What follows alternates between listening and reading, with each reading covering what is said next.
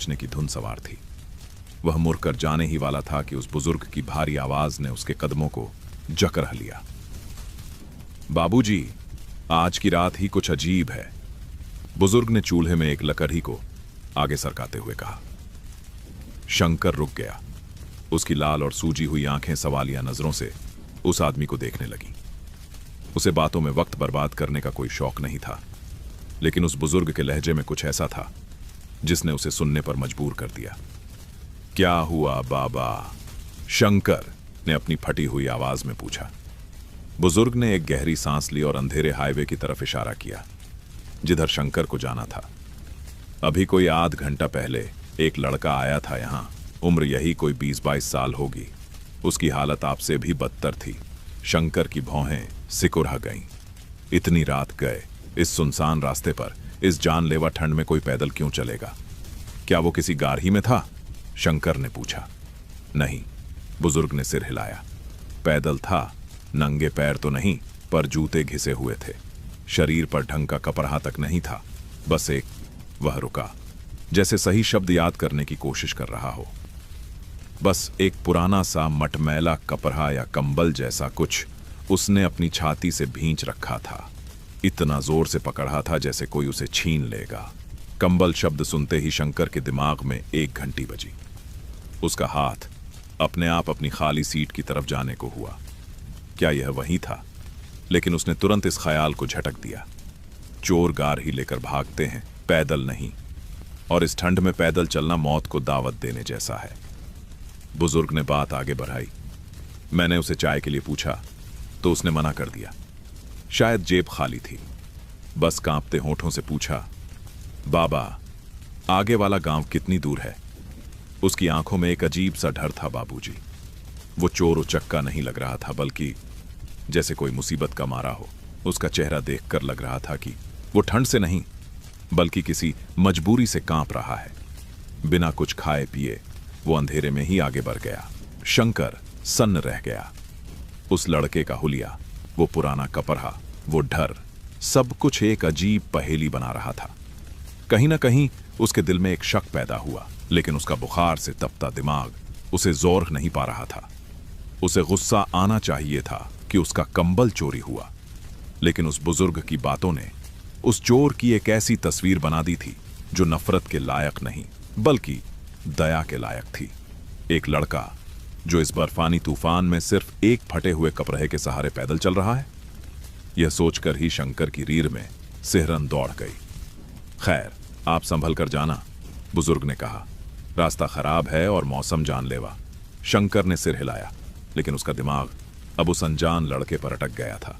वह कौन था? और वो पुराना कपड़ा क्या वाकई शंकर का कंबल था? अगर हां, तो वह उसे ओढ़ने के बजाय छाती से लगाकर क्यों चल रहा था? सवालों का एक बवंडर उसके बुखार के साथ मिल गया। उसने ट्रक का दरवाजा खोला और वापस अपनी सीट पर चरहज गया।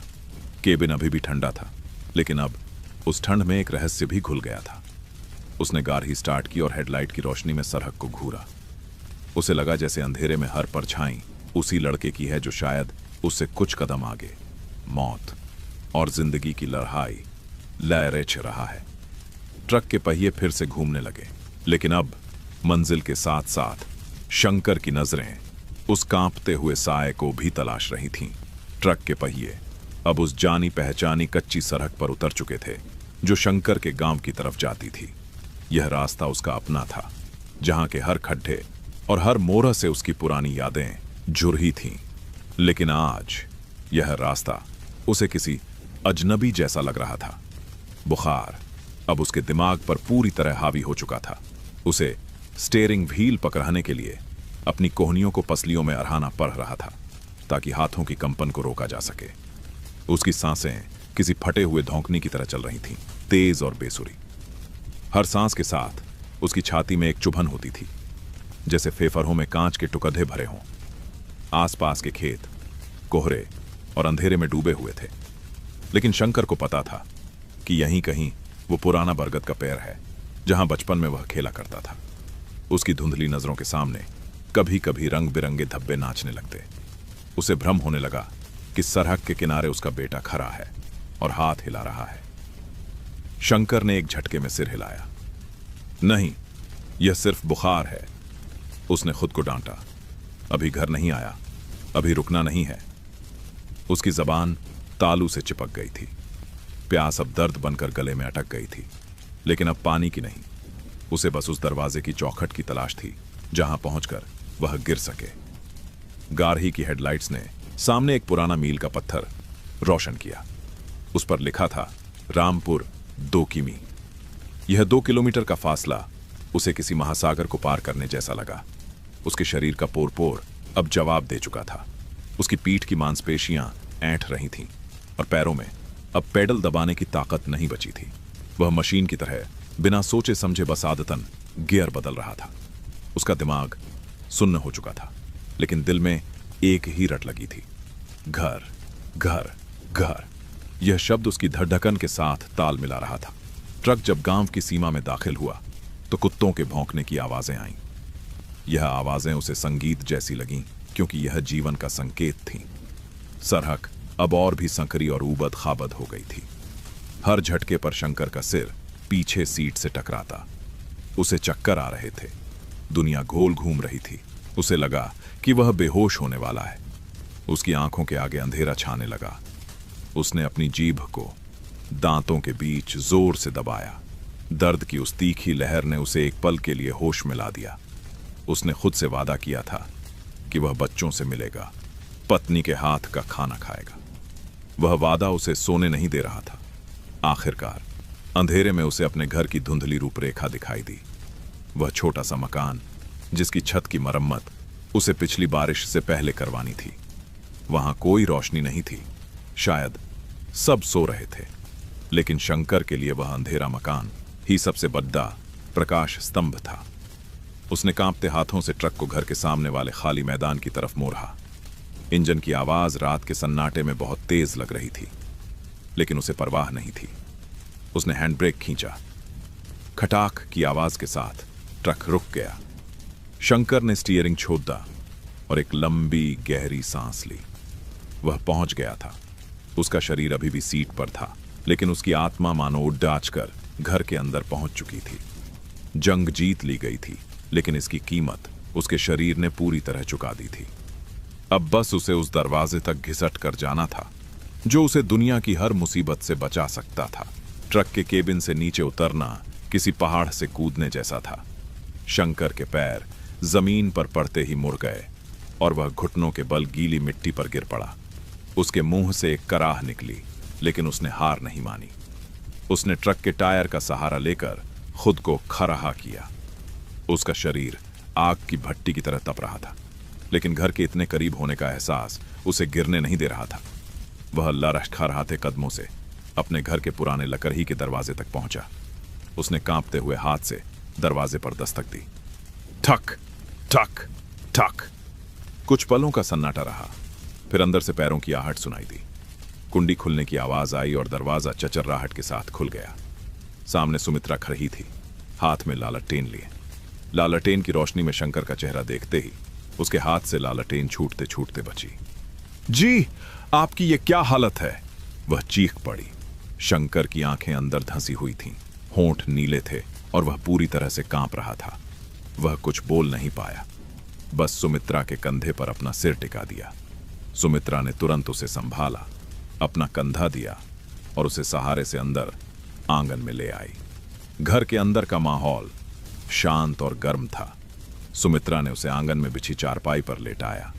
शंकर ने जैसे ही अपनी पीठ सीधी की, उसकी हड्डियों ने राहत की सांस ली। सुमित्रा दौड़ाकर पानी लेने गई। शंकर की नजरें धुंधली थीं, लेकिन वह अपने घर की हर चीज को पहचान रहा था। तभी उसकी नजर पास वाली खटिया पर पड़ी, जहां उसका 8 साल का बेटा मुन्ना सो रहा था। मुन्ना के ऊपर जो चीज ओढ़ाई गई थी, उसे देखकर शंकर की सांस हलक में अटक गई। वह उसका वही पुराना मटमैला और फटा हुआ कंबल था, वही कंबल जो हाईवे पर उसके ट्रक से चोरी हुआ था। शंकर को लगा कि उसका बुखार दिमाग पर असर कर रहा है। यह कैसे हो सकता है? उसने अपनी आंखें मलकर दोबारा देखा। वही जले हुए छेद, वही किनारे की उधर ही हुई सिलाई, यह वही था। उसने कांपते हुए हाथ से इशारा किया। सुमित्रा पानी का गिलास लेकर लौटी तो शंकर ने मुश्किल से अपनी उंगली उठाई और फसफसाती आवाज में पूछा, ये कंबल कहां से आया? सुमित्रा ने कंबल की तरफ देखा और उसके चेहरे पर एक नरम भाव आ गया। उसने शंकर के माथे पर गीली पट्टी रखते हुए कहा, कल आधी रात की बात है। हम सब सो रहे थे कि दरवाजे पर किसी ने दस्तक दी।